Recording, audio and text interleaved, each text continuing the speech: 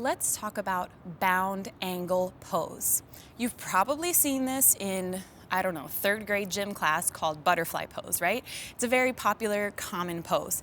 So for this one, we bring the soles of our feet together, and I will start by saying, there are good recommendations for this pose, but there's not one right way to do it because it really depends what you're going for.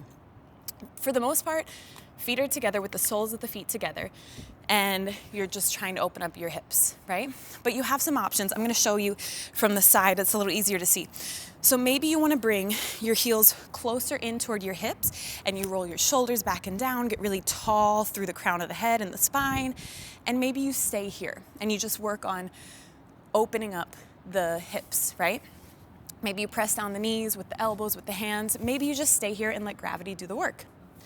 Maybe with your long spine, you start to reach your chest forward. Notice how my spine stays really straight here. So I'm gonna grab onto my feet, start to reach forward with my chest. Maybe my elbows and forearms come down if I'm open, which I don't feel, my elbows are kind of floating, and that's fine. So you could stay here, or you have a couple other options. You can curl your spine and start to come down. Still a great stretch. You can bring your feet further out if that feels better to you and come down, like I said, with a flat back or even with a curled spine. Like I said, there's no right answer, just whatever feels good for you in that day, because also every day could be different.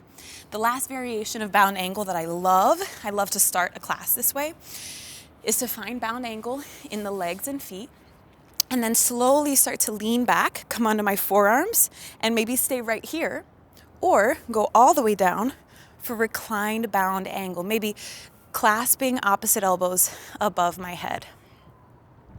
Just taking deep breaths here, letting gravity do the work of opening my hips. And again, whatever feels good.